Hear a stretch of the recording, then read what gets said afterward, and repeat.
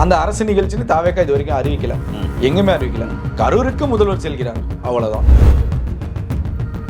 கரூர் சம்பவம் தான் தாவேக்காவுக்கு ஒரு அடுத்த லெவலுக்கு போகக்கூடிய ஒரு மாற்றத்திற்கான விதை கரூர் தான். ஓகே, அந்த உயிரிழப்புகள் இல்லை என்றால் பாசிட்டிவாகவும் இருக்கலாம் இல்ல நெகட்டிவாகவும் இருக்கலாம். பாசிட்டிவா, பட் அது பாசிட்டிவா மாற்றக்கூடிய உதவிகள் என்னத்தையும் செஞ்சது திமுக. அதுல மாற்றுக்கிறது. அங்க உயிரிழப்பை தாண்டி இங்க நீங்க ரெண்டு விஷயங்களை புரிஞ்சுக்கணும் பிரபா. உயிரிழப்புங்கிறது இறந்தவர்கள் எல்லாமே தாவேக்காவுடைய முழுமையான தொண்டர்கள் கிடையாது, பொதுமக்களும் இதுல இருக்காங்க.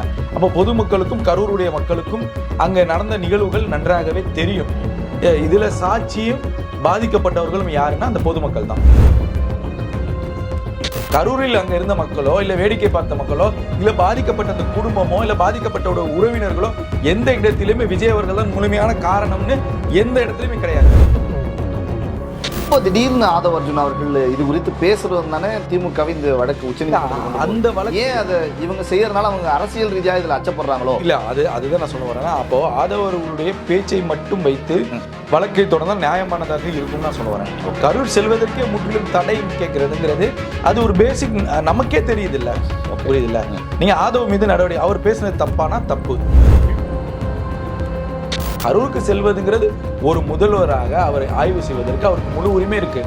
எந்த மாவட்டத்திற்கும் முதல்வர் போலாம், போகக்கூடாதுன்னு இருக்கா ரூல்ஸ். ஓகே, புரியுதா உங்களுக்கு? அங்க வழக்கு விசாரணை சிபிஐ முடிச்சுட்டாங்க. அப்ப இவ்வளவு தெரிந்தும் ஏன் திமுக அதை ஏன் அதை பத்தி ஏன் பேசணும்? இவர்கள் சொல்லுவ போல நான் கூப்பிட்டு ஜெயிலில் அடைச்சு இவரை தூக்கி வழக்கு போட்டிருந்தா என்ன ஆயிருக்குன்னு இவங்க பேசுறாங்கல்ல. 200 தொகுதி வெற்றி பெற்றிருப்பாங்க. இப்ப கரூர் செல்வதன் போதும் நிச்சயமா அரசியல் பேச்சு இருக்கும். அதில் முழுவதும் திமுகவுடைய அட்டாக் தான் இருக்கும்.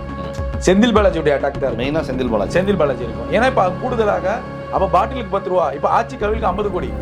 இப்ப இப்படிதான் பார்க்கணும் நம்ம. பாட்டிலுக்கு 10 ரூபாய், ஆட்சி கவிழ்க்கு 50 கோடி.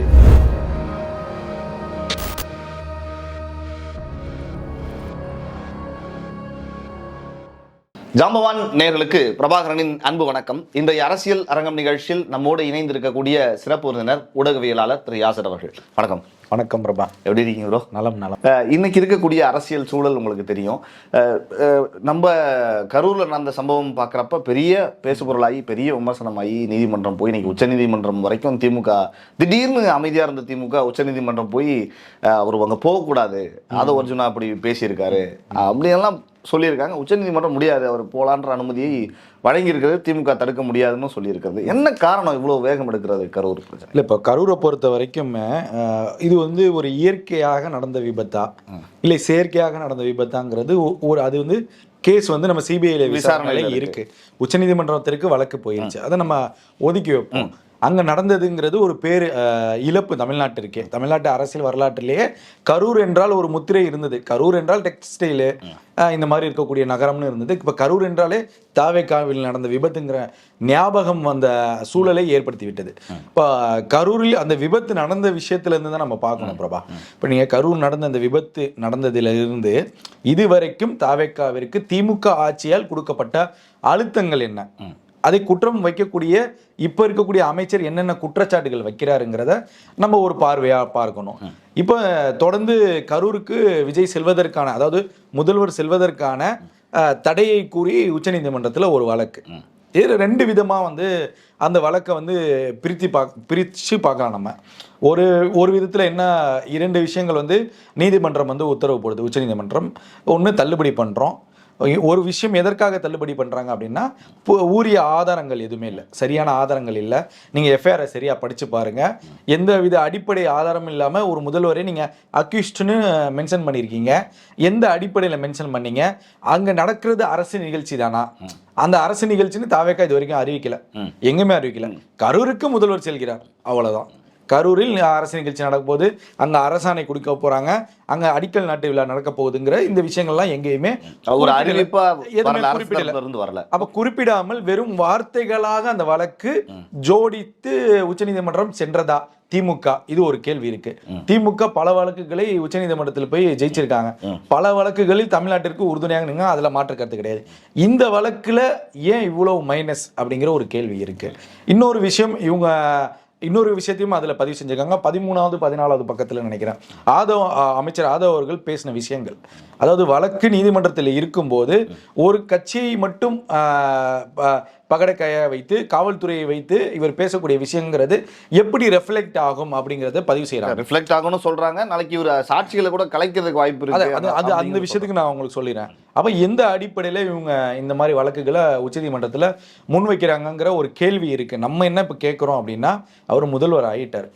முதல்வர் ஆவதற்கு முன்பு நீங்க கொடுத்த சூழல்களும் நீங்கள் அவர்களுக்கு கொடுத்த நெருக்கடிகளும் தேர்தலில் அவர்களுக்கு பலனாக அமைந்தது. குறிப்பா இந்த கரூர் சம்பவம் தான் தாவேக்காவுக்கு ஒரு அடுத்த லெவலுக்கு போகக்கூடிய ஒரு மாற்றத்திற்கான விதை கரூர் தான். ஓகே, அந்த உயிரிழப்புகள் இல்லை என்றால் பாசிட்டிவாவும் இருக்கலாம் இல்ல நெகட்டிவாவும் இருக்கலாம். பாசிட்டிவா பட் அது பாசிட்டிவா மாத்தக்கூடிய உதவிகள் என்னத்தையும் செஞ்சது திமுக. அதுல மாற்றுக்கிறது. ஏன்னா அதற்கான எக்ஸாம்பிள் தான் இப்ப வரைக்கும் நடக்கக்கூடிய இந்த விஷயங்கள். ஓகே, ஸோ இதுதான் நம்ம வைக்கக்கூடிய குற்றச்சாட்டா இருக்கு. இப்ப திமுக இந்த மாதிரி குற்றச்சாட்டுகளை வைக்கிறாங்களே நீதிமன்றத்துல, இது நீதிமன்றத்துக்கு திமுக இப்ப போக வேண்டிய அவசியமும் இல்லைங்கிற ஒரு கேள்வி நமக்கு இருக்கு. ரெண்டாவது நீங்க இந்த கரூர் செல்வதற்கான தடையை தான் சொல்லிங்க, இதற்கும் சிபிஐ விசாரணைக்கும் என்ன நெருக்கடி ஆக போகுதுங்கிற ஒரு கேள்வி இருக்குல்ல. இப்போ ஆதவ் பேசிட்டாரு, இதனால சிபிஐக்கு என்ன நெருக்கடி ஏற்பட போகுது, இந்த கரூர் வழக்குல சிபிஐ விசாரிக்கக்கூடிய முறைகள் என்ன மாறுபட போகுது, இது ரெண்டு விஷயம். அதே போல செல்வதற்கு தடைங்கிறது எதற்காக நீங்க தடை வாங்குறீங்க? அங்க அரசாணை கொடுக்க கூடாதுன்னு தடை வாங்குறீங்களா, இல்ல அங்க அரசியல் நிகழ்ச்சி நடக்க கூடாதுன்னு தடை வாங்குறீங்களா, இல்ல கரூர் மக்களை சந்திக்கவே கூடாதுன்னு தடை வாங்குறீங்களா? இந்த விஷயங்களை நம்ம பார்க்கணும். கரூருக்கே செல்லவில்லை, கரூருக்கே போக மாட்டேங்கிறாரு அப்படின்னு ஒரு குற்றச்சாட்டு திமுக தான் வைத்தது. ஓடி போயிட்டாரு முதல்வர், ஓடி போயிட்டாரு. அப்போதைய தலைவர் அவர், இப்போதைய முதல்வர் ஓடி போயிட்டாரு குற்றச்சாட்டு. இப்ப முதல்வராகி அவர் போறாரு, இதுல என்ன பிரச்சனைங்கிற ஒரு கேள்வி வருது இல்ல. அப்ப ரெண்டு விஷயங்கள் இருக்குல்ல. ஒருவேளை திமுக நெருக்கடி கொடுத்தது உண்மைதானா? இப்படி ஒரு மக்கள் பார்வை இருக்கு. உண்மைதான் போலயே, ஆமாப்பா திமுக இந்த மாதிரி செஞ்சிருப்பாங்க போலயே, இது மக்கள்கிட்ட இந்த மாதிரி தானே ரெஃப்ளெக்ட் ஆகும். ஓகே, புரியுதா உங்களுக்கு? தாவேக்காவிற்கு நெருக்கடி கொடுத்தது உண்மைதான் போலயே, அப்படி தாவேக்கா சொல்வதெல்லாம் உண்மையா அப்படிங்கிற இன்னொரு கோணத்திலும் அந்த கோணத்துல பாக்குற மாதிரி திமுக தரப்புல இருந்தும் அவங்க தொண்டர்களும் ஒரு பக்கத்துல பாப்பாங்க. அவங்க என்ன சொல்றாங்கன்னா, நம்ம விட்டுட்டோம், அன்னைக்கே வழக்கு பதிவு பண்ணிருக்கோம். வழக்கு பதிவு, நான் அதுதான் சொல்ல வரேன். வழக்கு பதிவு செஞ்சு அவர் குற்றவாளியாக சிறையில் தள்ளி இருந்தாங்கன்னா இன்றைக்கு 200 தொகுதி தாவேக்கா வெற்றி பெற்றிருக்கும். ஓகே, மாற்று கருத்து கிடையாது. அங்க நடந்த கட்டமைப்பும் பிம்பங்களும் தானே இங்க பேசப்பட்டுச்சு செய்தியா. அங்க உயிரிழப்பை தாண்டி இங்க நீங்க ரெண்டு விஷயங்களை புரிஞ்சுக்கணும் பிரபா. உயிரிழப்புங்கிறது இறந்தவர்கள் எல்லாமே தாவேக்காவுடைய முழுமையான தொண்டர்கள் கிடையாது, பொதுமக்களும் இதுல இருக்காங்க. அப்போ பொதுமக்களுக்கும் கரூருடைய மக்களுக்கும் அங்க நடந்த நிகழ்வுகள் நன்றாகவே தெரியும். இதுல சாட்சியும் பாதிக்கப்பட்டவர்களும் யாருன்னா அந்த பொதுமக்கள் தான். சாட்சியும் அவர்கள் தான், பாதித்தவர்களும் அவர்கள் தான், அதுல மாற்று கருத்து கிடையாது. அவர்கள் இருந்து 2 பேருடைய ஆதரவை கொண்டுதான் தாவேக்கா உச்ச நீதிமன்றத்துக்கே போறாங்க. இந்த வழக்குல எங்களுக்கு சிபிஐ விசாரணை வேணும், தமிழ்நாடோட எஸ்ஓபி எங்களுக்கு வேணாம், அதை கலைக்கணும் அப்படின்னு சொல்லி தான் உத்தரவு போறாங்க. அப்போதைய அஸ்ராக்காருக்கு தலைமையில தான் குழு போட்டாங்க. அந்த குழுவை உடனே அடுத்து அந்த வழக்கு தொடரும் போகிறாங்க. அதற்கு முன்னாடி நாளே சென்னை உயர் நீதிமன்றத்துடைய நீதிபதி ஒருத்தர் பேசினார் தெரியுமா, பயங்கர வைரல் ஆச்சு. விஜய் அவர்களை, முதல்வர் அவர்களை பயங்கரமா அட்டாக் செஞ்சு ஏகப்பட்ட விஷயங்களை அவர் கருத்து வச்சாரு. திமுகவுடைய ஊதுகுழலாக நீதிபதி பேசுறாரான்னு விமர்சனங்கள்லாம் வந்துச்சு அந்த காலகட்டத்தில். அதற்கு அடுத்த நாள் உச்சநீதிமன்றத்திற்கு அந்த வழக்கு போகுது. உச்சநீதிமன்றம் உடனே தமிழ்நாடு அரசு நியமித்த அந்த குழுவை ரத்து செய்யணும்னு சொல்லி ஒரு ஆர்டரையும் போடுறாங்க. உடனே இவர்கள் கொடுத்த வாதத்தை சிபிஐ வழக்காக அதை மாற்றி ஒரு ஓய்வு பெற்ற நீதிபதி அதுல குழு தலைவராக போட்டு அவர் இன்வெஸ்டிகேஷன் பண்ணணுங்கிற இன்னொரு உத்தரவையும் உச்சநீதிமன்றம் போடுது. அப்ப நீங்க இதுல இருந்து புரிஞ்சுக்க வேண்டாமா? நாம அதை தான் கேள்வி கேட்கிறோம். இப்போ பாதிக்கப்பட்ட மக்களுடைய அவங்களுடைய ஸ்டாண்ட் என்னவாக இருக்கு ஒண்ணு. இப்போ நம்ம என்ன சொல்றோம் அப்படின்னா, பாதிக்கப்பட்ட மக்கள்கிட்ட இந்த உயிரிழப்பிற்கு பின்பு பல தலைவர்கள் அந்த பாதிக்கப்பட்ட மக்களை சந்திக்கிறாங்க. குறிப்பாக அண்ணாமலையாக இருக்கட்டும், காங்கிரஸாக இருக்கட்டும், மற்ற எல்லா கட்சிகளும், திருமாவளவன் எல்லா கட்சிகளும் போயிட்டாங்க. சம்பவம் நடந்த சூழல்ல போயிருக்காங்க. ஏதாவது ஒரு இடத்துலயாவது தலைவர்கள் போய் சந்திச்சாங்கல்ல, இந்த இடத்துல விஜய் அவர்கள் தான் முழுமையான காரணம். ஏதாவது ஒரு மக்கள் சொல்லி பார்த்தீங்களா நீங்க ஒரு நெறியாளர் இல்ல? அந்த 41 பேர் குடும்பத்துல இருக்கிறவங்களே அதை சொல்றது நம்மளால பார்க்க முடியும். அது நம்ம அதுக்கப்புறம் பொது இடங்கள்ல நான் என்ன சொல்றேன், அந்த குடும்பங்கள் சொல்லாதது இன்னொரு பாயிண்ட். அதுதான் நான் சொல்லலாம்னு வந்தேன். ஆனா நான் என்ன சொல்றேன், அந்த பக்கத்துல கடையில நின்று இருப்பாங்க, மாடியில நின்று பார்த்திருப்பாங்க, எத்தனையோ பேர் அங்க போய் ஆய்வு செஞ்சிருப்பாங்க. ஏங்க இவர் தாங்க முழுமையான காரணம் அப்படின்னு மக்கள் எங்கேயாவது பேசினதை பாத்திருக்கீங்களா? ஓகே, இல்ல ஓரிரு பைட் நான் பாத்திருக்கேன். பட் அதுல ஒன்னு ரெண்டு என்ன சொல்றாங்கன்னா, விஜய் தான் சொல்ல வண்டி வந்துருச்சு, உள்ள வந்ததுனால கொஞ்சம் நெருக்கடி வந்துருச்சு, நேரம் தாமதமானது சொல்றாங்க. மரணத்திற்கு முழுமையான காரணம்ங்கிற விஜய்ங்கிற அந்த அந்த பிம்பம் திமுக கட்டமைக்குதுல அதை வந்து மக்கள் ஏற்றுக்கிறாங்களா தான் நம்மளுடைய கேள்வி. கரூரில் அங்க இருந்த மக்களோ இல்ல வேடிக்கை பார்த்த மக்களோ இல்ல பாதிக்கப்பட்ட அந்த குடும்பமோ இல்ல பாதிக்கப்பட்ட உறவினர்களோ எந்த இடத்திலுமே விஜய் அவர்கள் தான் முழுமையான காரணம்னு எந்த இடத்துலயுமே கிடையாது. இல்ல ஒரே ஒரு இடையூறு தான், மன்னிக்கணும். அப்படி நினைச்சிருந்தா கரூர்ல தாவேக்கா ஜெயிச்சிருக்கணும்ல. அந்த கரிசனை தாவேக்காக்கு போயிருந்தா இவ்வளவு இடங்கள் ஜெயிக்கிறாங்க, அங்க அதிமுக இல்ல. நம்ம இந்த முடிச்சுட்டு நம்ம அதையும் பேசுவோம். ஓகே, அதுதான் சரியா இருக்கும். அப்ப நம்ம இவ்வளவு மக்களுடைய ஆதரவுகள் அங்க இருக்கும்போது எந்த இடத்திலும் இவர் மீது ஒரு சில குறைகள் இருக்கு. நேர தாமதம், ரெண்டாவது வந்து அவர் கொஞ்சம் முன்னாடியே வந்து அந்த கண்ணாடி இறக்கி விட்டாரு, இது பண்ணாருங்கிற ஒரு குற்றச்சாட்டு இருக்கு. ரெண்டாவது செந்தில் பாலாஜியை பற்றி அங்க பேசும்போது விபத்து நடக்க ஆரம்பித்து விட்டதுங்கிற இன்னொரு பார்வையும் இருக்கு. அந்த பார்வையும் வைத்ததும் சிலர் வைத்தார்கள். ஸோ இப்போ நம்ம என்ன சொல்றோம், இது வரைக்கும் நிகழ்வுகள்.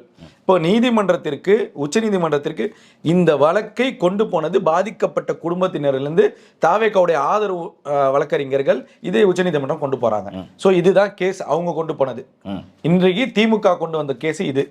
இவர் போகக்கூடாது, ஏன் போகக்கூடாதுன்னு கேள்வி கேட்கிறாங்க நீதிபதி. இதற்கு இந்த காரணங்கள் சொல்லுங்க. அதற்கு அடிப்படை ஆதாரம் இல்லை.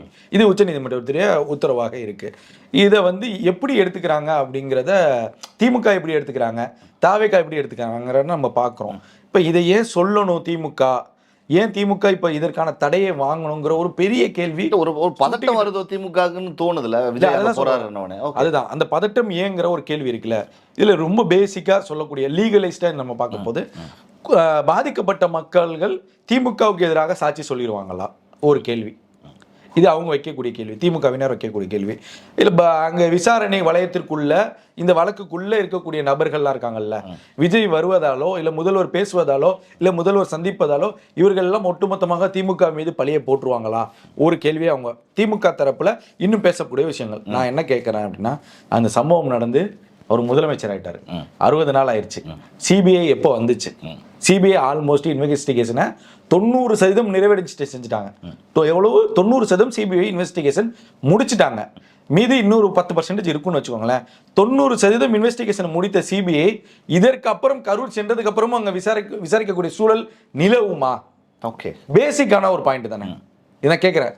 சிபிஐ என்கொயரி பண்ணி முடிச்சுட்டாங்க. செப்பல் கடையிலேருந்து கேபிள் டிவிலேருந்து யார் யாரோ எல்லாத்தையும் விசாரணை செஞ்சு முடிச்சுட்டாங்க. காவல்துறை அதிகாரிகள் விசாரிச்சுட்டாங்க, கார்பரேஷன் விசாரிச்சுட்டாங்க, கட்சிக்காரங்க தாவேக்காவுடைய முக்கிய நிர்வாகிகள் செஞ்சு விசாரிச்சுட்டாங்க, திமுகவுடைய முக்கிய நிர்வாகிகள் விசாரிச்சுட்டாங்க, அதிமுக நிர்வாகிகளையும் விசாரிச்சிருக்காங்க. இப்போ ஒட்டுமொத்தமாக சிபிஐயோட இன்வெஸ்டிகேஷன் ஆல்மோஸ்ட் ஒரு 50% வச்சிருங்க. அப்ப இவ்வளவு இன்வெஸ்டிகேஷன் முடித்த பின்பு இப்ப கரூர் செல்வதற்கான நீங்க தடை வாங்குறீங்கல்ல, இதனால என்ன மாற்றம் வந்துரும் நான் கேட்கிறேன். ஓகே, இல்ல ஒருவேளை திமுக இதுக்கு அப்புறம் அவங்க எப்படி சாட்சி சொல்ல போறாங்க? இப்போ சிபிஐ இன்வெஸ்டிகேஷன் அந்த பிம்பம் மக்கள் மத்தியில கட்டமைச்சிருவாங்களா அப்படின்னு சிபிஐ இது சொல்லதானே போகுது. சிபிஐ வழக்கு சொல்லதானே போகுது பிரபா. எப்படி இருந்தாலும் நீங்க கோர்ட்டுக்கு வரப்ப சிபிஐ நாங்க இவ்வளவு விசாரிச்சிருக்கோம் டாக்குமெண்ட்ஸ் வைக்கிறாங்கல்ல. இப்ப கரூர் போனதுக்கு அப்புறம் சிபிஐ இன்னொரு விசாரணை நடத்த போறாங்களா? அப்படி இருந்தா நீங்க ஒரு சொல்லலாம். இதற்கு அப்புறம் சிபிஐ இந்த விசாரணை நடத்தக்கூடாது அந்த ஆணையை நீங்க பிறப்பிச்சிருந்தீங்கன்னா அது நியாயமானது, ஏற்றுக்கொள்ளலாம். ஓகேவா? அதுல மாற்று கருத்து கிடையாது. இப்ப நீங்க போகவே கூடாதுங்கிறதுக்கு ஒரு தடை போடுறீங்களா, அது எந்த வகையில ஏற்றுக்கொள்ள முடியும் கேட்கிறேன். ஓகே, புரியுதா? இப்ப சிபிஐ விசாரணை இதற்கு அப்புறம் விஜய் சென்றதுக்கு அப்புறம் சிபிஐ விசாரணை தொடரக்கூடாது, அதுல எங்களுக்கு சந்தேகம் இருக்கிறது அப்படின்னா ஓகே. அப்ப சிபிஐ விசாரணை முடிஞ்சிருச்சுன்னு திமுகவுக்கு தெரியுமா? இப்ப இவ்வளவு கேள்விகள் வருதுல்ல, இவ்வளவு சந்தேகங்களை எழுப்புது திமுகவுடைய இந்த வழக்கு. இந்த ஏன் இவ்வளவு சந்தேகங்களை அதிகரிக்கணும், ஏன் இதை வந்து தாவேக்காவுக்கு சாதகமான சூழலை திமுகவே உருவாக்கணுங்கிறத ஒரு பத்திரிகையாளராக நம்ம இவ்வளவு கேள்விகளுக்கு நமக்கே தோணுது. அப்போ கட்சிகளுக்கோ இந்த பொதுமக்களுக்கோ எழாதா? புரியுதா? இதுதான் சிம்பிள். அப்போ இது தேவையில்லாத ஒரு வாதமாக நான் பார்க்கிறேன். திமுக இது செய்யக்கூடாது. அவர் முதல்வர், அங்கு ஒரு சம்பவம் இயற்கையாகவோ இல்லை செயற்கையாகவோ விசாரணை வளையத்திற்கு உள்ள இருக்கு, பாதிக்கப்பட்டது தாவேக்காவுடைய அவருடைய உரையை கேட்பதற்காக வந்த மக்கள் பாதிக்கப்பட்டிருக்காங்க. அன்றைய காலகட்டத்தில் திமுக தான் அழுத்தம் கொடுத்தது. இன்றைய அமைச்சர் கூட இன்னும் சொல்லி கொண்டு தான் இருக்காரு, கரூர் மக்களை சந்திக்க விடவில்லை, அங்கிருந்து வெளியே போக சொல்றது இந்த போலீஸ்காரங்க தான் அப்படிங்கிற ஒரு குற்றச்சாட்டு வைக்கிறாங்க. அதே போல நிகழ்வுகள் சரியாகி மீண்டும் ஒரு சில மாதங்கள்ல கரூர் மக்களை சந்திக்க தனியார் மண்டபங்கள் கேட்டாங்க, அதை மண்டபக்காரங்களே மிரட்டுறது திமுகன்னு சொல்லி ஒரு குற்றச்சாட்டை வச்சாங்க. இப்போ இதெல்லாம் கடந்து இன்று முதல்வராகி ஆட்சி அதிகாரத்தில் அவங்க இருக்காங்க. பாதிக்கப்பட்ட மக்களை சந்திப்பதில் என்ன இருக்க போகுதுங்கிற ஒரு உதவி செய்ய போறாரு இல்ல? ஆமா, நான் ஏற்கனவே வந்து பனையூர் கூப்பிட்டு வந்து பார்த்துட்டாரு, இப்போ நேரில் பார்க்குறாரு. ஒரு எப்படி இருக்கும், ஏற்கனவே பனையூர் கூப்பிட்டு வந்தது அந்த மக்கள்கிட்ட காலில் விழுந்து மன்னிப்பு கேட்டாருங்கிற அன்றைய செய்தி அவங்களே அந்த மக்கள் பேசினதை நம்ம பார்த்தோம். அப்ப இங்க இன்று சந்திக்க போது அது ஒரு பெரும் மகிழ்ச்சியை தான் அவங்களுக்கு கொடுக்கும். எங்களை வந்து சந்திக்கிறாரு, ஒரு முதலமைச்சராக இன்னைக்கு சந்திக்கிறாரு, ஏற்கனவே சந்திச்சு நாங்கள் என்னென்ன கோரிக்கைகள் வைத்தோம் அந்த கோரிக்கைகள்லாம் நான் முதல்வர் ஆனதுக்கப்புறம் செய்கிறேன்னு வாக்குறுதி கொடுத்துருக்கலாம். அந்த அடிப்படையில் கூட இன்னொரு முறை பார்க்க செல்லலாம். ஸோ இதுதான். ஆனால் நீங்கள் வழக்குக்கும் இவர் செல்வதற்கும் சம்பந்தமே இல்லாமல் ஒரு வழக்கை போடுவதுங்கிறது எந்த விதத்தில் நியாயமாக இருக்குங்கிறத நம்ம கேள்வி கேட்குறோம். ஸோ அப்போ முற்றிலும் வந்து இது தேவையில்லாத வழக்கு. அவங்க ஒரு ஸ்ட்ராட்டஜி பண்ணுறாங்கன்னு திமுக ஒரு குற்றச்சாட்டு. நீங்கள் ஏன் அதே ஸ்ட்ராட்டஜிக்கு நீங்கள் வழிவகுக்கணும்னு நம்ம கேட்குறோம். இல்லை, இந்த புள்ளி எங்கேருந்து ஆரம்பிக்குதுன்னு பார்க்குறப்ப முதல்ல இப்போ நீங்கள் சொன்ன மாதிரி வழக்கு விசாரணையில் இருக்குது, முடிஞ்ச போது விசாரணைகள்லாம் முடிஞ்சிருக்கு, வெளியே வரப்போது தெரிஞ்சுக்க போகிறோம். அதுக்குள்ளே ஆட்சிக்கு வந்த உடனே அந்த காவல் நிலையத்தில் இருக்கக்கூடிய அந்த பகுதியில் இருக்கக்கூடிய காவலர்கள் எல்லாம் வேறு இடங்களுக்கு மாற்றுறதும், இப்போ திடீர்னு ஆதவ் அர்ஜுன் அவர்கள் இது குறித்து பேசுறதும் தானே திமுகவை இந்த வழக்கு உச்சநீதிமன்றத்துக்கு அந்த வழக்கு ஏன் அதை இவங்க செய்யறதுனால அவங்க அரசியல் ரீதியாக இதில் அச்சப்படுறாங்களோ? இல்லை, அதுதான் நான் சொல்ல வரேன்னா, அப்போ ஆதவ் அவர்களுடைய பேச்சை மட்டும் வைத்து வழக்கை தொடர்ந்தால் நியாயமானதாக இருக்கும்னு நான் சொல்ல வரேன். கரூர் செல்வதற்கே முற்றிலும் தடை கேட்கறதுங்கிறது அது ஒரு பேசிக் நமக்கே தெரியுது இல்ல, புரியுது இல்ல. நீங்க ஆதவ் மீது நடவடிக்கை, அவர் பேசினது தப்பானா தப்பு, பியூரான தப்பு தான். ஏன்னா அவர் குற்றம் சாட்டுறது திமுகவே இல்லை, காவல்துறையை, அன்றைய தினம் பணிபுரிந்த காவல்துறையை. அப்ப இப்ப இருக்கக்கூடிய அப்ப அந்த காவல்துறையை அவர் எப்படி மென்ஷன் பண்றாரு? காவல்துறை என்றாலே ஆளுங்கட்சிக்கு ஏதுவாக செயல்படக்கூடிய துறையா? அப்ப காவல்துறை ஆளுங்கட்சி சொன்னா காவல்துறை கொலையும் பண்ணுவாங்களா? இப்போ இந்த மாதிரி ப்ராஜெக்ட்லாம் இருக்குல்ல, இப்போ ஒட்டுமொத்தமாக இன்னைக்கும் வெயிலும் மழையிலும் காவல்துறையினர் தான் ஈடுபடுறாங்க. ஒரு அமைச்சர் அப்படி பேசக்கூடாது, அதுதான் சொல்ல வரேன். அது ஒரு முற்றிலுமா தவறான விஷயம். ஒரு பத்திரிகையாளராக அது நம்ம நெறியாக பார்த்தோம்னா அது தவறு. அமைச்சர் அப்படி பேசக்கூடாது. அதற்கான நடவடிக்கைகளை நீங்க எடுங்க, தாராளமாக எடுங்க, அதில் மாற்று கருத்து கிடையாது. அவர் பேசினது தவறு. உங்களுடைய கருத்துக்களை, உங்களுடைய கணக்கு வழக்குகளை முடித்துக் கொள்ள வேண்டும் என்று ஒரு பொது மேடையில் காவல்துறையை இழிவுபடுத்துறாரா இல்லை காவல்துறை மேல பழிய போறாரா அமைச்சருங்கிற ஒரு கேள்வி இருக்கு. அப்ப அதற்கு விளக்கம் கொடுக்கிற இடத்துல தாவேக்கா இருக்கு. அதற்கு எதிராக நீங்க அரசியல் செய்யுங்க, அதை நீங்க மக்கள்கிட்ட கொண்டு போய் செய்யுங்க. அது ஒரு அரசியலா இருக்கும், ஒரு ஏற்புடையதாக இருக்கும். எப்படிங்க நீங்க திமுக இப்படி போலீஸ் மேல நீங்க ஒரு பழிய போடலாம் அப்படிங்கறத நீங்க பேசலாம், அது மாற்று கருத்து கிடையாது. ஒட்டுமொத்தமாக கரூர் செல்வதற்கு தடைங்கிற அந்த விஷயம் ஏன் வருதுங்கிறதா கேள்வி நம்ம கேட்கிறோம். இப்போ இவ்வளவு கடந்து ஏன் அந்த கேள்வி நம்மளை சுற்றி வருகிறது? மேஜரான ஒரு பாயிண்ட் தெரிஞ்சுக்கணும்னு நினைக்கிறேன். ஏன் நான் சொன்ன இந்த தொடக்கப்புடி தான் பதறாங்கன்னு நம்ம சொல்றோம். சரி, போறாரு, அந்த மக்களை சந்திக்கிறாரு, சில உதவிகள் செய்யறதாக பேசப்படுகிறது. நீங்க சொன்ன மாதிரி அதிகாரப்பூர்வமா வரல, வேலை வாய்ப்பெல்லாம் தரேன்னு சொல்லியிருக்காங்கன்னு சொல்றாங்க. இப்படி நடந்தால் இது யாருக்கு பாசிட்டிவா போகும்? அது தாவேக்காவுக்கு பாசிட்டிவா போகும். இதுக்கு முன்னாடி இன்னொரு கேள்வி கேட்டீங்க, அதுக்கு நான் பதிலாக சொல்லிடுறேன். ஓகே. அப்ப கரூர்ல வந்து ஏன் தாவேக்கா தோத்துருச்சுன்னு நீங்க ஒரு கேள்வி எனக்கு பதிவு பண்ணி கேட்டிருந்தீங்க.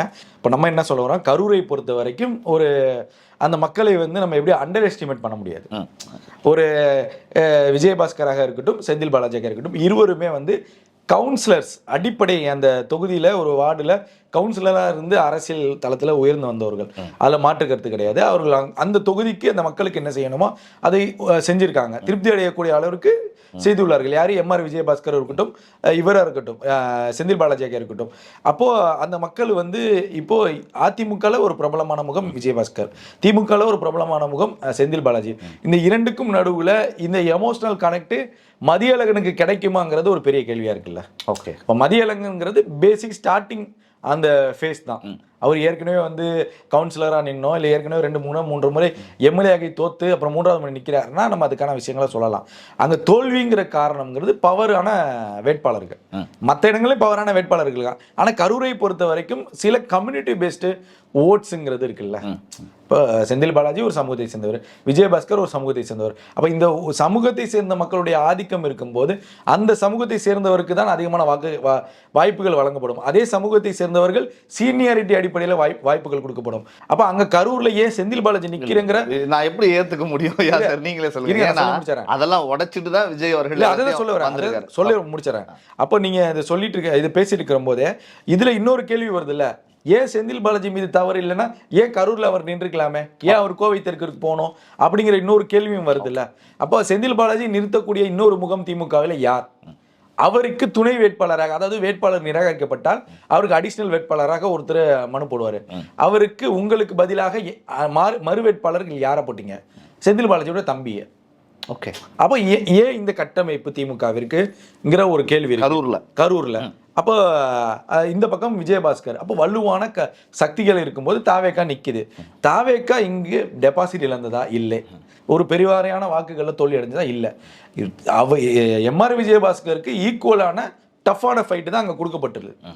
அப்போ கொடுக்கப்பட்ட ரொம்ப அற்பமான இந்த சீமான் வாங்கின மாதிரி டெபாசிட் இருந்ததோ அந்த மாதிரிலாம் கிடையாது. ஒரு சொற்பமான வாக்குகள் தான். இப்போ கரூரை தொகுதியை பொறுத்த வரைக்கும் அது ஒரு தோல்வி. அரவக்குறிச்சிங்கிறது பெரும்பாலும் இஸ்லாமியர்கள் வாழக்கூடிய அந்த பெல்ட். அங்க பாஜகவிற்கு எதிர்ப்பலைங்கிறது தொடக்கத்தில் இருந்திருக்கு. ஏற்கனவே அண்ணாமலை அரவக்குறிச்சியில தோல்வி அடைஞ்சிருக்காரு. அங்க அரவக்குறிச்சியில வெற்றியை நிர்ணயிக்கிறது பள்ளப்பட்டிங்கிற ஒரு ஊர். அது பெரும்பாலும் 90% இஸ்லாமியர்கள் வாழக்கூடிய பகுதி. அந்த பகுதி திமுகவிற்கு வழக்கம் போல வெற்றி கொடுத்திருக்கு. ஸோ இந்த 2 பேசிக். மொத்தமாக கரூர்ல 4 தொகுதி, மீதி 2 தொகுதி என்னங்கிறத நம்ம பார்க்கணும். ஒன்னு கிருஷ்ணராயபுரம் தொகுதி, அது தலித் தனி தொகுதியாக அறிவிக்கப்பட்டது. அந்த தனி தொகுதியில தாவேகா வெற்றி பெற்றிருக்கு. ஓகே, அப்ப இது இன்னொரு தொகுதி குளித்தலை தொகுதி, கலைஞர் முதல் முறையாக வென்ற தொகுதி. அப்ப அந்த தொகுதியில தாவேகா தோல்வி. எத்தனை வாக்குகள்ல தோல்வி? 200 வாக்குகள். வெறும் 200 ஓட்டு. 7:30 மணி 8:15 வரைக்கும் பூத்துல வந்து மாறி மாறி முன்னிலையில இருந்துச்சு தாவேகாவும். அப்ப மதியம் வரைக்கும் தாவேகா தான் குளித்தலையில முன்னிலை. அப்ப இவ்வளவு சூழல் இருக்குல்ல, ஒரு நெருக்கடியான அரசியலை தாவேகா அங்க வகுத்து இருக்கு. எங்க கரூர்ல நான் சொல்ல வரேன். கரூர்ல ஒரு திமுக அதிமுகங்கிற அசுர பலம் நான் சொல்ல வரேன். விஜயபாஸ்கர் செந்தில் பாலாஜிங்கிற அசுர பலத்தில் இருக்கக்கூடிய ஒரு மாவட்டத்தை தாவேகா ஒரு தொகுதியில் வெற்றி பெற்றிருக்கு, ஒரு தொகுதிகளில் வெற்றி வாய்ப்பு லேசாக விட்டுருக்காங்க. அப்ப இது ஒரு பெரிய மாற்றம் தானே. இது ஒரு பெரிய ஒரு போர் படை, ஒரு போர் பலம் உள்ள இந்த 4 தொகுதிகளில் சமாளித்து ஒரு தொகுதியை வெற்றி பெற வைத்து மீதி இருக்கிற தொகுதிகளில் சொற்ப வாக்குகளை தோக்குறாங்கன்னா அது ஒரு பெரிய சவால் தானே. அப்ப இந்த ஒரு மாற்றம் கொடுத்துருக்காங்க, மக்கள் ஏத்துக்கிட்டு இருக்காங்க. அப்ப 200 ஓட்டுல அவரும் ஜெயிச்சிருந்தாருன்னா அப்ப 2க்கு 2 ஈக்குவல் தானே. மாவட்டத்திலே 4ல 1 தாவேகா, 1 அதிமுக, இன்னொன்னு வந்து 2 திமுக. அப்ப திமுக தாவேகா ஆல்ரெடி 1 வின், இன்னொன்னு வின் பண்ணியிருந்தா தாவேகா 2 ஆயிருக்கும்ல. அப்ப அதிமுக 1 திமுக 1 தானே ஆயிருக்கும். அப்ப கரூர் மக்களுடைய பார்வை எந்த நிலைமையில இருக்கு? அப்ப குளித்தலையிலும் அந்த கரூர் மாவட்ட மக்கள் குளித்தலை தொகுதியிலும் தாவேகா வெற்றி பெறணும் தான் நினைச்சு 200 ஓட்டுகள் தான் வித்தியாசம் இருக்கு. அப்ப கரூர்லயும் அற்ப 1000க்கான சொற்ப வாக்குகள் தான் வித்தியாசம். அப்ப எங்கேயுமே வந்து தாவேகா தோல்வி முகம்ங்கிறத இல்லைங்கிறத நம்ம பதிவு செய்யறோம். அப்ப இந்த 41 பேர் மரணத்திற்கு பின்பு கரூர் மக்களை ஏற்றுக்கொள்ளவில்லைங்கிற அந்த வாதத்திலேயே நம்ம முரண்படுறோங்கிற ஒரு பெரிய தாக்கத்தை கரூர் மாவட்டத்தில் கொடுத்துருக்காங்க. இன்றைக்கு கரூர் மாவட்டம் அதிமுக விஜயபாஸ்கர் எம்எல்ஏ ராஜினாமா செஞ்சு தாவேகா இணைஞ்சிட்டாரு. புரியுதா உங்களுக்கு? அப்ப ஒட்டுமொத்த கரூருடைய பலத்தை தாவேகா சிதைத்துள்ளது. ஓகே, அப்போ அங்க ஒரு ஃபேக்டர் தான் இருக்கணுங்கிறத ஆரம்ப காலத்திலிருந்து அதிமுக ஆட்சினா விஜயபாஸ்கர் முகம், திமுக ஆட்சினா செந்தில் பாலாஜி முகம், அதிமுக ஆட்சியாக இருந்தாலும் செந்தில் பாலாஜி முகம் ஓங்கியதான் இருக்கும். இப்போ இந்த ஃபேக்டர் தான் இருந்துச்சு. அந்த ஃபேக்டரை உடைக்கணுங்கிறது தான் தாவேகாவுடைய அரசியல் யுக்தி. அதை இங்க செஞ்சிருக்காங்கன்னு நம்ம பாக்குறோம். இன்னைக்கு கரூர்ல விஜயபாஸ்கர் தூக்கிட்டாங்க. அப்ப தூக்கிட்டாங்க மீன்ஸ் அப்படி கிடையாது, கட்சிக்குள்ள நினைச்சிட்டாங்க. உண்மை வெளியே சொல்லி அப்ப கட்சிக்குள்ள நினைச்சிட்டாங்க. அப்படிங்கிறப்ப செந்தில் பாலாஜி கோவை தெற்குக்கு போயிட்டாரு. இப்போ அவருக்கு இங்க வேலையும் இல்லை. கரூரை சுற்றி கட்சி பணிகள் தான் செய்ய முடியும். களத்தில் மற்ற பணிகளையும் மக்கள் ரீதியாக வந்து சந்திக்க முடியாது. அப்போ அவர் கோவை தெற்கு தொகுதியை தான் பார்ப்பாரு. இப்பயுமே அவர் மீது இந்த வழக்குகள்லாம் இருக்கு, அதை ஓரம் கொண்டிடுவோம். அப்போ கரூருக்கு தாவேகாவுடைய பலம்ங்கிறது கூடுதல் பலம். அப்போ கரூர்னா கரூர் மட்டும் இருக்காது, கரூரை தொடர்ந்து கொங்குக்கு நகரும். கொங்குல ஏற்கனவே குழப்ப நிலையில் இருக்கிறது அதிமுக. ஏன்னா வேலுமணி முகம், செந்தில் பாலாஜி முகம். ஆனா வந்து இப்போ கோயம்புத்தூர்லயும் பல இடங்கள்ல தாவேகா வெற்றி பெற்றிருக்கு. அப்போ உங்களுக்கு கரூர்ல இருந்து இந்த காய் நகருது, அப்படியே அதிமுகவோட கோட்டைகளை கைப்பற்றுறாங்க. இப்ப இதுதான் திமுகவிற்கு பயம். ஓகே, ஒரு மண்டலமே காலியாக போகுது, இவர் கரூருக்கு போனா இன்னும் கொஞ்சம் எஃபெக்ட் அதிகமா இருக்குமே. அப்ப ஒட்டுமொத்தமாக ஒரு பெரிய, ஏன்னா இன்றைக்கு இந்த நிகழ்ச்சி நடக்கக்கூடிய முன்னிலையில யாரு இருக்காருன்னா விஜயபாஸ்கர் இருக்காரு. இப்போ கரூருடைய நிர்வாகிகள் இருக்காங்க. ஆனா இப்ப அதிமுக இருந்து வந்து ஒரு பெரிய டீம் இருக்குல்ல, அப்போ அவர்களுக்கு ஒரு அச்சம் இருக்கு, வலுவாயிருக்காங்க. ஆமா, வலுவாயிருக்காங்க. இப்ப நார்மலா இருந்த பவரோட எக்ஸ்ட்ரா பூஸ்ட் பவர் கிடைச்சிருக்கும் போது அது நகருமா திமுகவுக்கு ஒரு அச்சம் இருக்கு. அப்ப நம்ம தேர்தல்ல ஆர் ராசால இருந்து எல்லாருமே சொல்றாங்க, நாடாளுமன்ற இனிமே வரக்கூடிய தேர்தலில் தனித்து நிற்போம் தலைவான்னு சொல்லி பேசுறாரு. அப்ப தனிச்சு நிக்கிறப்ப திமுகவுடைய பலம் என்னவாக இருக்கணும்? இரட்டிப்பு மடங்குல இருக்கணும். அப்ப இங்க பலவீனமாகும் போது இதுதான் அவர்களுக்கு அச்சம். எங்க கரூரை கைப்பற்றிட்டா கொங்கு முழுவதும், கொங்கு மண்டலத்தை தக்க வச்சிருமா தாவேகாங்கிற ஒரு பெரிய கேள்வி. ஆல்ரெடி தக்க வச்சிருக்காங்க, அதை நிரந்தரமாக தக்க வச்சு கொள்வார்களா அப்படிங்கிற ஒரு கேள்வி இருக்கு. அப்ப செந்தில் பாலாஜி அடுத்து இவர் கரூர் போவதற்கு முன்பே அடுத்து ஒரு சர்ச்சையில சிக்கிறாரு.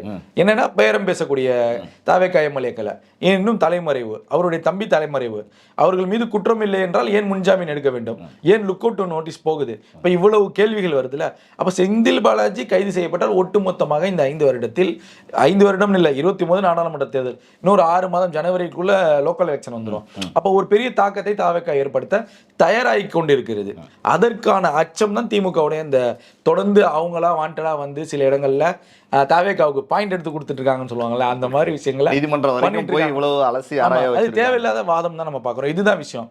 கரூருக்கு செல்வதுங்கிறது ஒரு முதல்வராக அவர் ஆய்வு செய்வதற்கு அவருக்கு முழு உரிமை இருக்கு. எந்த மாவட்டத்திற்கும் முதல்வர் போகலாம், போகக்கூடாதுன்னு இருக்கா ரூல்ஸ். ஓகே, புரியுதா உங்களுக்கு? அங்க வழக்கு விசாரணை சிபிஐ முடிச்சுட்டாங்க. அப்ப இவ்வளவும் தெரிந்தும் ஏன் திமுக அதை ஏன் அதை பத்தி ஏன் பேசணும் அப்படிங்கறத நம்ம கேள்வி. பதட்டம் வந்து திமுக. ஒருவேளை நீங்க சொன்ன மாதிரி கரூர் மக்கள் ஏத்துக்கல, அப்ப ஒட்டுமொத்தமாக தமிழக மக்கள் அந்த கரூர் சம்பவத்தை பார்த்திருப்பாங்கல்ல, அப்ப தமிழக மக்களும் அதை புறக்கணிச்சிருக்கணும்ல. ஓகே, இப்ப இந்த அளவுக்கு ஆதரவு கொடுத்து இன்னைக்கு ஆச்சரியத்தில் உட்கார வச்சிருக்காங்கன்னா அவங்க கரூர் சம்பவத்தில் தாவேகாவுக்கு ஏதாவது ஒரு ஆதரவு அலை இருக்குங்கிறத நம்ம பார்க்க வரைக்கும் இருக்கு. ஓகே, அதுதான் நம்ம கரூர்ல ஒரு பவர் சென்டரை உடைச்சிருக்காங்க, அதாவது ஓட் பேங்கை உடைச்சிருக்காங்க. அப்ப கரூரை தாண்டி மற்ற மாவட்டங்களிலும் எல்லா சென்னையில நம்ம நினைச்சு பார்த்தோமா, இன்னைக்கு சென்னையில என்னமோ பண்ணிட்டாங்க. அப்ப அந்த அளவிற்கு பெரிய மாற்றத்தை கொடுத்துருக்காங்களா மக்கள். அப்ப அந்த சம்பவமும் ஒரு காரணம்னு நம்ம சொல்ல வரோம். ஓகே, அப்ப அன்றைய தினம் நீங்க பண்ண சில விஷயங்கள், அன்பில் மகேஷ் அழுததாக இருக்கட்டும், அது பண்ணாதீங்க இதை பண்ணாதீங்க, கொடுத்த நெருக்கடியாக இருக்கட்டும், ரெண்டாவது அவர் மக்களை சந்திக்க போற அந்த மண்டபத்திற்கு கொடுத்த நெருக்கடி, எல்லாத்தையும் அவங்க குற்றச்சாட்டு வைக்கிறாங்களா, இதெல்லாம் நாங்க கொடுக்கல நீங்க ஏன் சொல்லலாம், தாராளமா வந்து வெளியே சொல்லலாம்ல. அப்பெல்லாம் ஒன்றும் நடக்கலைங்க, தாவேகா கட்டமைக்குதுங்கிறது விஷயத்த சொல்லுவாங்க. அப்ப அது ஒரு பெரிய ஆதரவு வலையாக தான் நம்ம மாறி இருக்கு கரூர் சம்பவம். அப்ப இவர்கள் சொல்வது போல ஒரு நம்ம அந்த வார்த்தையை சொல்லக்கூடாதுன்னு பார்க்குறோம். இவர்கள் சொல்லுவது போல நான் இன்னைக்கு கூப்பிட்டு ஜெயிலில் அடைச்சி இவரை தூக்கி வழக்கு போட்டிருந்தா என்ன ஆயிருக்குன்னு இவங்க பேசுறாங்கல்ல. 200 தொகுதி வெற்றி பெற்றிருப்பாங்க. உதயநிதி ஸ்டாலினும் சேகர்பாபும் இன்னும் இந்த 2 தொகுதி தான் சென்னையில் வின்னு, அந்த 2ம் தோத்து போயிருப்பாங்க. விஜய் சிறைக்கு போயிருந்தா இவங்க ஆட்சி மொத்தமா வாஷ் அவுட் ஆயிருக்கும். 200 தொகுதி வெற்றி பெற்றிருக்கும். நீங்க 20 தொகுதி கிட்ட பிரபா வெறும் 1000 ஓட்டு தான். 20 தொகுதி கிட்ட வெறும் 1000 ஓட்டு. இப்ப நான் சொன்னாலும் குளித்தலை, தஞ்சாவூர் பாபநாசம், திருமயம், இதெல்லாம் பாத்தீங்கன்னா வெறும் 1000த்திற்குள்ளமான ஓட்டு தான். ஒரு ஓட்டுல ஒருத்தர் ஜெயிச்சாரு, அது தாவேகா. அப்ப இதுதான் விஷயம். அப்ப இந்த 20 தொகுதியும் இங்க கிடைச்சது தனிப்பெரும்பான்மை, அதை பத்தி நம்ம பேசல. அப்ப இதே வந்து ஒரு பேசிக்கா தனிப்பெரும்பான்மை மக்கள் கொடுத்துருக்காங்க. அந்த 1000 வாக்குகளும் இன்னும் கூடுதலா கிடைச்சிருந்தா இன்னும் 130ல இருந்து 135 சீட்டு தாவேகா. அப்போ அது பெரிய சக்சஸ் தானே தமிழ்நாட்டுக்கு. கண்டிப்பா. சோ அப்ப இதெல்லாம் நீங்க யோசிக்க மாட்டேங்குதா திமுகங்கிறத நம்ம கேட்கிறோம். இப்ப எதுக்கு நீங்க மீண்டும் மீண்டும் தாவேகாவை போட்டு ஏதாவது ஒண்ணு அடிச்சுக்கிட்டே இருப்போம், பதில் சொல்லிக்கிட்டே இருப்போம், அது தேவையில்லை. அவங்களோட ஸ்ட்ராட்டஜியை இன்னும் நீங்க புரிஞ்சுக்கலன்னு சொல்றேன். தாவேகா வைக்கக்கூடிய ஸ்ட்ராட்டஜியும் தாவேகா செய்யக்கூடிய அரசியலையும் திமுக இன்னும் அண்டர் எஸ்டிமேட் பண்ணல. அண்டர் எஸ்டிமேட் பண்றாங்கன்றீங்க தான். இல்ல, அண்டர் எஸ்டிமேட் எப்படி நான் சொல்ல வரேன்னா தவறுதலாக அண்டர் எஸ்டிமேட் பண்றாங்க. ஓகே, இந்த விஷயம் பேசினா இந்த விஷயத்துக்கு நம்ம பதிலடி கொடுக்கலாமா? இன்னைக்கு ஜென்சிகிட் மீட்டிங் ஏன் அவசியமா? திமுக ஜென்சிகிட் மீட்டிங் மாவட்டத்தோடு நடத்திட்டாங்க. இப்ப திமுக ஏதாவது மாற்றம் வந்திருக்கா? ஓகே, இதுதான் நம்ம கேள்வி கேட்கிறோம். அதே போல இன்னைக்கு மேடைகள்ல ஆர் ராசாவாக இருக்கட்டும், உதயநிதியாக இருக்கட்டும், தாமான் பிரச்சனாகும், எல்லாருமே ஒருமையில தாவேகா திட்டுறீங்க. பேசியதால் திமுகவில் ஏதாவது மாற்றமா? இதுதான் நம்ம கேள்விக்கிறோம். அப்ப திமுகவுக்கு தொடர்ந்து பின்னடைவு. இந்த பின்னடைவுகளை எப்படி திமுக சமாளிக்க போகுதுங்கிற ஒரு கேள்வி இருக்கு. அப்ப நீங்க நாங்க பழைய திமுக நீங்க பார்த்தது இல்லை, எதிர்கட்சியா இருந்தால் இந்தியாவிலே எதிர்கட்சி சிறந்த திமுக செயல்படும். ஆனா அதை விட பலமாக இன்று தாவேகா இருக்குதுங்கிறத நம்ம ப்ரொஜெக்ட் பண்றோம். தாவேகாவே நீங்க எதிர்க்கக்கூடிய சூழல் இப்ப இல்லை. அவங்களுக்கு அவங்க ஸ்ட்ராங் ஆயிட்டாங்க. டிஜிட்டலாக இருக்கட்டும், களத்திலாக இருக்கட்டும், மக்கள்கிட்ட எந்த விஷயத்தை எப்படி கொண்டு போய் சேர்க்கணுமோ அதுல அவங்க ஸ்ட்ராங் ஆயிட்டாங்க. நீங்க சொல்லக்கூடிய காலம் வேறு, இப்ப இருக்கக்கூடிய காலம் வேறு. அதை தான் நம்ம சொல்ல வரோம். அப்போ ஒட்டுமொத்தமாக தாவேகாவுடைய அரசியல் நகர்வு, அரசியல் அந்த அடுத்தடுத்த நிகழ்வுகளை பார்க்கும்போது வலுவான இடத்திற்கு தாவேகா தங்களை மாற்றிக்கொள்கிறது. அதற்கு திமுக ஒரு பகடைக்காயாக அவர்கள் மாறிக்கொண்டிருக்கிறார்கள். இதுதான் சிம்பிள். கரூரில் விஜய் அப்படிங்கிறப்ப ஒரு பெரிய பேசு பொருள் இருந்தது, இந்த மாதிரி அரசு வேலைகள் தராருன்னு. அதுக்கு கான்ட்ரவர்சியல் ஏன் கொடுக்கணும், ஏன் அவங்களுக்கு ஆல்ரெடி உங்கள் கட்சியில இருந்து கொடுத்தீங்க, அரசு பணத்திலிருந்து ஏன் நீங்கள் அரசினுடைய செயல்பாடுகள்லேருந்து எப்படி நீங்கள் வேலை கொடுக்கலான்ற மாதிரி ஒரு கான்ட்ரவர்சியல் தாட்டும் போய்கிட்டு இருக்கு. எப்படி பார்க்குறீங்க அந்த விஷயத்தை? அவர் என்ன செய்ய போறாரு கரூருக்குள்ள? இப்போ கரூர்லங்கிறப்ப இது ஒரு மாசான சம்பவம் தான் நம்ம பார்க்கணும். மாஸ் மீன்ஸ் நம்ம ஏன் அந்த வார்த்தையை பயன்படுத்துகிறோம் அப்படின்னா, அவருக்கு குறிப்பாக கரூரில் ஒரு எமோஷனல் கனெக்ட் இருக்குது. இந்த மக்களுடைய அந்த குடும்பத்தை தன் குடும்பமாக பார்க்கிறேன் என்று சொல்லியிருக்காரு. அந்த குடும்பத்தில் இருக்கக்கூடிய கல்வி செலவுகளை, அந்த குழந்தைகள் கல்வியை படிக்குவதற்கான எல்லா உதவிகளையும் இப்போ நிதித்துறை அமைச்சர் இருக்கக்கூடிய மறைவெல்சன் அப்போவே அதை ஏற்றுக்கொண்டார்.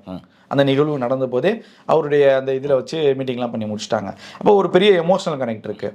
ஏற்கனவே நீங்கள் கரூருக்கு அவர் வந்தபோது, தேர்தல் பரப்புரையின் போது வந்தபோது அந்த கூட்டத்துடைய அந்த அந்த கடல் போன்ற அந்த காட்சிகளை நம்ம பார்த்தோம். இவ்வளவு ஒரு பிரம்மாண்டமான கூட்டம், ஒவ்வொரு மாவட்டத்திற்கும் போகும்போது ஒரு பிரம்மாண்டமான கூட்டத்தை தன்னெழுச்சியாக வருகிறது. விஜய் வராரு அப்படின்னு தான் தன்னெழுச்சியாக வராங்க. அப்போ ஒரு பெரிய கூட்டமும் ஒரு பெரிய அலையும் அங்கே இருந்தது. இப்போ கரூருக்கு செல்வதற்கும் இந்த இரண்டுக்கும் வித்தியாசங்கள் இருக்குல்ல. திமுகவிற்கு வரக்கூடிய அச்சமும் இன்று கரூர் செல்வதற்கு முதல்வர் என்ன செய்ய போகிறார் அப்படின்னா, ஏற்கனவே என்னென்ன விஷயத்தில் விஜய் அவர்கள், முதல்வர் அவர்கள் கோபமாக இருக்கிறார், எதை தேர்தல் பரப்புரையில் பேச முடியவில்லை. புரியுதா? 10 பாட்டிலுக்கு 10 ரூபாய்னு தொடங்கின உடனே விபத்து நடக்க ஆரம்பிச்சிருச்சு. அப்போ அங்க என்ன பேச திட்டமிட்டு இருந்தாருங்கிற ஒரு கேள்வி இருக்கு. அதை இப்போ பேசுவாரா? ஒருவேளை பேசினாரா என்ன பேசுவார்? அப்ப இன்றைய தினமும் இப்போ கரூர் செல்வதும் போதும் நிச்சயமா அரசியல் பேச்சு இருக்கும். அதில் முழுவதும் திமுகவுடைய அட்டாக் தான் இருக்கும். செந்தில் பாலாஜியுடைய அட்டாக் தான் இருக்கும். செந்தில் பாலாஜி இருக்கும். ஏன்னா இப்ப கூடுதலாக அப்ப பாட்டிலுக்கு 10 ரூபா, இப்ப ஆட்சி கவிழ்க்கு 50 கோடி. இப்ப இப்படிதான் பார்க்கணும் நம்ம. பாட்டிலுக்கு 10 ரூபாய், ஆட்சி கவிழ்க்கு 50 கோடி. ஸோ அப்ப இந்த இரண்டு விஷயத்திலும் முதல்வர் அவர்கள் பேசுவாரு. அப்போ செந்தில் பாலாஜிங்கிற முகத்தை தாண்டி திமுக என்ற ஒரு முகத்தை கொங்கு மண்டலத்தில் பதிய வைக்கிறார். இப்படிதான் நம்ம எடுத்துக்கணும். கொங்கு மண்டலத்தில் செந்தில் பாலாஜியை வைத்து முழுவதுமாக கொங்கு மண்டலத்தில் அவருடைய பரப்புரை கொண்டு போய் சேர்க்கும். அதில் மாற்று கருத்தில். ஆனா எதை பேச தவற விட்டாரோ அதை கூடுதலாக பேசுவார். எங்க இந்த கூட்டத்தில் நிச்சயமாக கூடுதலாக பேசுவார். அப்போ அந்த எதிர்பார்ப்பு கரூர் மக்களுக்கும் இருந்திருக்கும்ல. ஒருவேளை அந்த அசம்பாவிதம் நடக்காமல் இருந்தால் என்ன பேசியிருப்பார் விஜய், அதையெல்லாம் இன்னைக்கு ஃபுல்ஃபில் பண்ணுவார் அவர். இதுதான் அங்கே நடக்க போகுது. அப்போ அந்த மக்களுடைய எதிர்பார்ப்புகளை அங்கே பூர்த்தி செய்வார். கூடுதலாக அப்போது இருந்த குற்றச்சாட்டை விட இப்போ 2-3 மடங்கு குற்றச்சாட்டு திமுக மீதும் செந்தில் பாலாஜி மீதும் இருக்கும், அந்த கரூருடைய முகத்தின் மீதும். அப்போ அதை கொண்டு போய் அந்த மக்கள்கிட்ட கொண்டு போய் சேர்ப்பாங்க. சும்மாவே நம்ம சொல்ல வேணாம், அவர் அதை பண்ணார் இதை பண்ணாருனாரு ரீல்ஸ் எல்லாம் பயங்கரமாக போய்கிட்டு இருக்கு. அப்போ கரூரில் ஒரு விஷயத்தை அவர் பேசுறாருங்கிறப்ப அது ஒரு பெரிய மாற்றத்தையும் தாக்கத்தையும் கொடுக்கும். அது கொங்கு மண்டலத்தில் கொடுக்கும். அந்த கொங்கு மண்டலத்தை கூட நிக்க போறது இல்லை, அது அடுத்து தொடரும்ங்கிறத நம்ம பார்க்குறோம். அரசியல்ல அந்த களத்தில் டீப்பாக தாவேக்கா இறங்குவதற்கான வேலைகளை முன்னெடுத்துட்டு இருக்காங்க. அது அந்த விஷயமாக பார்க்கலாம். ஆனால் திமுகவுடைய அட்டாக்குங்கிறது நிச்சயமாக உரையில் இருக்கும். செந்தில் பாலாஜியுடைய அட்டாக்குங்கிறது நிச்சயமாக இருக்கிறோம்.